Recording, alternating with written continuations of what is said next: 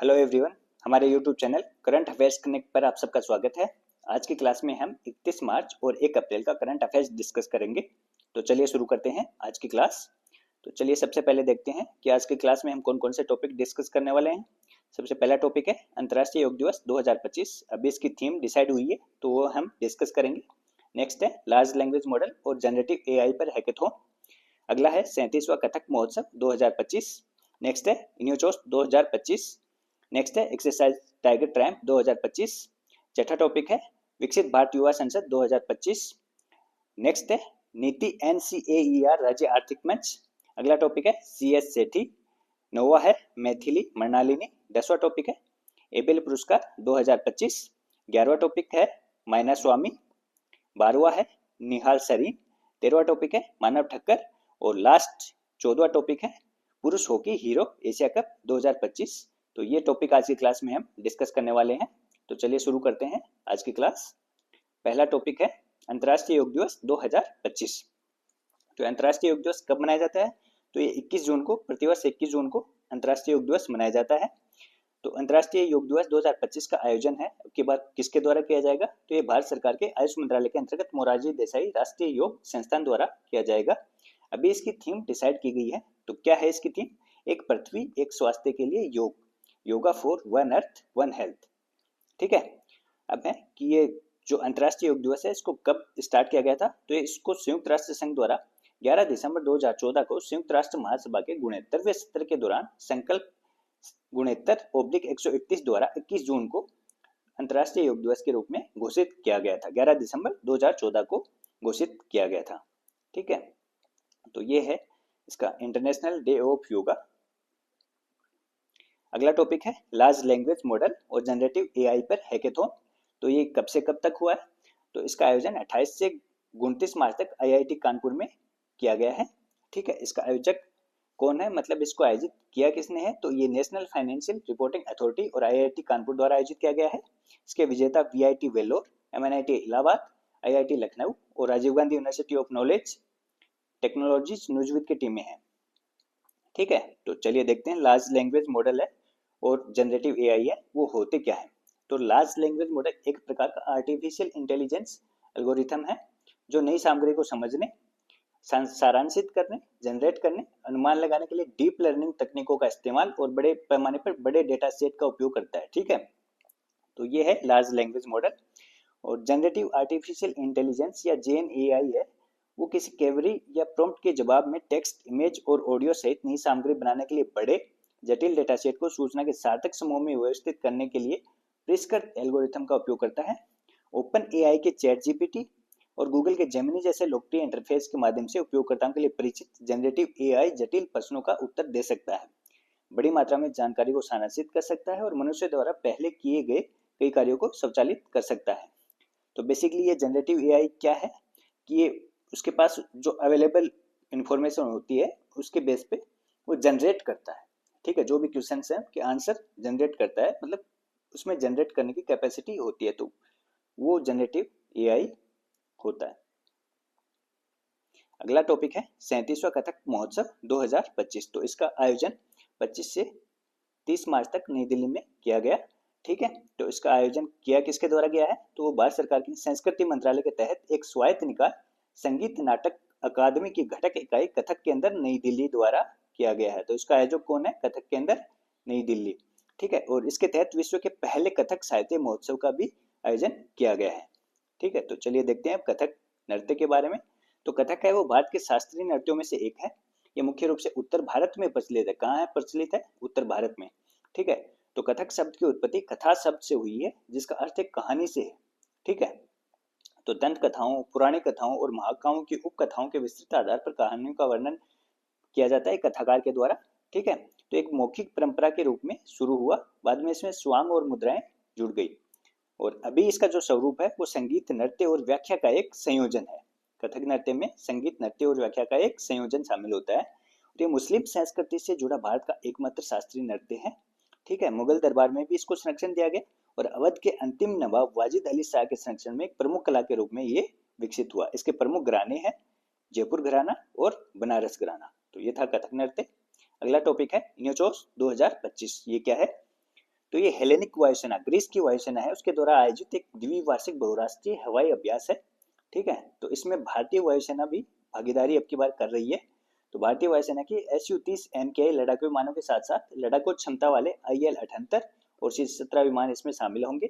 और इसका आयोजन 31 मार्च से 11 अप्रैल 2025 तक ग्रीस के एंड्राविडा एयरबेस पे किया जाएगा। कहाँ किया जाएगा? ग्रीस के एंड्राविडा एयरबेस पे किया जाएगा। इसमें 15 देशों की वायुसेना की भागीदारी है। ठीक है, तो ये है न्यूचोस 2025। अगला टॉपिक है एक्सरसाइज टाइगर ट्रायम्फ 2025। तो ये क्या है? ये भारत अमेरिका द्विपक्षीय त्रिसेवा मानवीय सहायता और आपदा राहत HADR अभ्यास है। ठीक है, तो ये इसका कौन सा संस्करण है? तो इसका चौथा संस्करण है। और इसका आयोजन कहाँ किया जाएगा? तो ये 1 से 13 अप्रैल 2025 तक पूर्वी समुद्र तट पर बंगाल की खाड़ी में इसका आयोजन भारत में होगा, बंगाल की खाड़ी में। ठीक है, तो इसका उद्देश्य क्या है? तो इसका उद्देश्य है HADR संचालन करने के लिए अंतर संचालन क्षमता विकसित करना और एक संयुक्त समन्वय केंद्र स्थापित करने के लिए मानक संचालन प्रक्रियाओं का निर्माण करना है, जो अभ्यास और संकट आकस्मिकताओं के दौरान भारतीय और अमेरिकी संयुक्त कार्य बलों के बीच तेज और सुचारू समन्वय को सक्षम करेगा। ठीक है, तो इसमें भारत की तरफ से नौसेना के जहाज जलाश्व, घड़ियाल, मुंबई और शक्ति भाग लेंगे।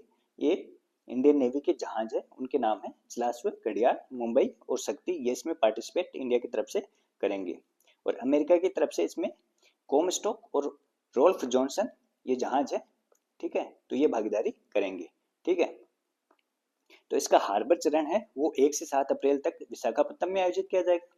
ठीक है, जिसके दौरान 1 अप्रैल को INS जलाश्व पर संयुक्त ध्वज परेड और मीडिया इंटरेक्शन के साथ उद्घाटन समारोह आयोजित होगा। तो इसका उद्घाटन समारोह है वो कहाँ होगा? तो ये INS जलाश्व पर होगा। और इसका समापन 13 अप्रैल को विशाखापट्टनम में अमेरिकी नौसेना के जहाज कोमस्टॉक पर समापन होगा। ठीक है, तो अगला टॉपिक है विकसित भारत युवा संसद 2025। आयोजन 1 से 3 अप्रैल 2025 तक नई दिल्ली में। कहा? नई दिल्ली में किया जाएगा। और इसका आयोजक है केंद्रीय युवा मामले एवं खेल मंत्रालय। ठीक है, इसके अंतर्गत पारंपरिक युवा संसद का नया रूप जो युवाओं को राजनीति और सार्वजनिक नीति से जोड़ने तथा शासन और राष्ट्र निर्माण में उनकी भागीदारी को बढ़ावा देने के लिए एक शक्तिशाली मंच के रूप में कार्य करता है। ठीक है, इसके अंतर्गत कुछ नए इनिशिएटिव अब की बार होंगे। अगला टॉपिक है नीति NCAER राज्य आर्थिक मंच। तो ये क्या है? तो वित्त मंत्री निर्मला सीतारमण द्वारा 1 अप्रैल 2025 को नई दिल्ली में नीति NCAER राज्य आर्थिक मंच पोर्टल लॉन्च किया गया है। तो एक पोर्टल है। ठीक है, तो इसका विकास किसने किया है? इसको नीति आयोग तथा national council of applied economic research NCAER द्वारा विकसित किया गया है। और इसके अंतर्गत क्या क्या क्या चीजें होंगी? तो लगभग 30 वर्षों यानी 1990-91 से 2022-23 की अवधि के लिए सामाजिक, आर्थिक और राजकोषीय मापदंडों, शोध रिपोर्टों, शोध पत्रों और राज्य वित्त पर विशेषज्ञ टिप्पणियों पर डेटा का एक व्यापक भंडार है, डेटा डिपोजिटरी है एक। ठीक है, तो इस पोर्टल के 4 मुख्य घटक हैं। देखते हैं कौन कौन से हैं। तो पहला है राज्य रिपोर्ट। तो इसके अंतर्गत क्या है? इसके अंतर्गत 28 भारतीय राज्यों के वृहद राजकोषीय परिदृश्य का सारांश, जनसांख्यिकी, आर्थिक संरचना, सामाजिक, आर्थिक और राजकोषीय संकेतकों पर आधारित जो भी डेटा वगैरह हैं वो सारे इसमें मिलेंगे राज्य रिपोर्ट में। दूसरा है डेटा रिपोजिटरी। तो ये 5 क्षेत्रों अर्थात जनसांख्यिकी, आर्थिक संरचना, राजकोषीय, स्वास्थ्य और शिक्षा में वर्गीकृत संपूर्ण डेटाबेस तक सीधी पहुंच प्रदान करता है। तीसरा कंपोनेंट है इसका राज्य राजकोषीय और आर्थिक डैशबोर्ड। चौथा कंपोनेंट है रिसर्च एंड कमेंट्री। तो ये 4 इस पोर्टल के कंपोनेंट है। ये मैक्रो राजकोषीय, जनसांख्यिकी और सामाजिक आर्थिक रुझानों को समझने में मददगार रहेगा ये पोर्टल। और एक व्यापक शोध केंद्र के रूप में भी कार्य करेगा क्योंकि इसमें 30 सालों का जो डेटा है वो अवेलेबल होगा। तो अगला टॉपिक है CS सेठी। तो ये कौन है? तो ये भारतीय स्टेट बैंक के चेयरमैन है, अध्यक्ष है। और क्यों चर्चा में है? क्योंकि अभी इनको भारतीय बैंक संघ के नए अध्यक्ष के रूप में निर्वाचित किया गया है। IBA के नए अध्यक्ष के रूप में निर्वाचित किया गया है। IBA क्या है? तो IBA बैंकों के लिए एक उद्योग निकाय है जिसमें सार्वजनिक और निजी क्षेत्र के बैंक है वो शामिल होते हैं। ठीक है, अगला है मैथिली मृणालिनी। तो ये कौन है? तो पटना विश्वविद्यालय के छात्र संघ की पहली महिला अध्यक्ष है। ठीक है, और ये ABVP की तरफ से उन्होंने चुनाव लड़ा था और ये पटना विश्वविद्यालय की पहली महिला छात्र संघ अध्यक्ष हैं। अगला है एबेल पुरस्कार 2025। तो ये किसको मिला है? तो ये जापानी गणितज्ञ हैं मसाकी काशिवारा, उनको ये प्रदान किया गया है। और उनको algebraic analysis and representation theory, विशेषकर theory of D modules and crystal base में आधारभूत कार्य के लिए प्रदान किया गया है। ये उनका कार्य है, उसका नाम है। ठीक है। और गणित में उत्कृष्ट उपलब्धियों को मान्यता देने वाला एक वैश्विक पुरस्कार है और इसको गणित के क्षेत्र का नोबेल पुरस्कार भी कहा जाता है। ठीक है। और इसकी स्थापना कब हुई थी? तो इसको 2002 में नॉर्वेजियन संसद द्वारा नील्स हेनरिक एबेल की 200वीं जयंती के अवसर पर प्रारंभ किया गया था। नील्स हेनरिक एबेल नॉर्वे के गणितज्ञ थे। ठीक है। तो उनके नाम पे 2002 में इसको प्रारंभ किया गया था। और इसको देता कौन है? तो ये Norwegian academy of science and letters द्वारा IMU और EMS की सिफारिशों के आधार पे दिया जाता है। ठीक है। तो ये हैं जापानी गणितज्ञ हैं मसाकी काशिवारा। ठीक है। और ये नील्स हेनरिक एबेल हैं। ठीक है। अगला टॉपिक है माइनास्वामी। तो ये माइनास्वामी कौन है? तो ये प्रसिद्ध इतिहासकार और पुरातत्वविद हैं। ये क्यों चर्चा में है? तो भी हाल ही में आंध्र प्रदेश सरकार ने माइनास्वामी को इनके ऐतिहासिक शोध और सामाजिक सेवा में उत्कृष्ट योगदान के लिए प्रतिष्ठित उगादी पुरस्कार से सम्मानित किया है। तो उगादी पुरस्कार किनको प्रदान किया गया है? ये माइनास्वामी को प्रदान किया गया है। अगला टॉपिक है निहाल सरीन। निहाल सरीन भारत के शतरंज खिलाड़ी हैं और इन्होंने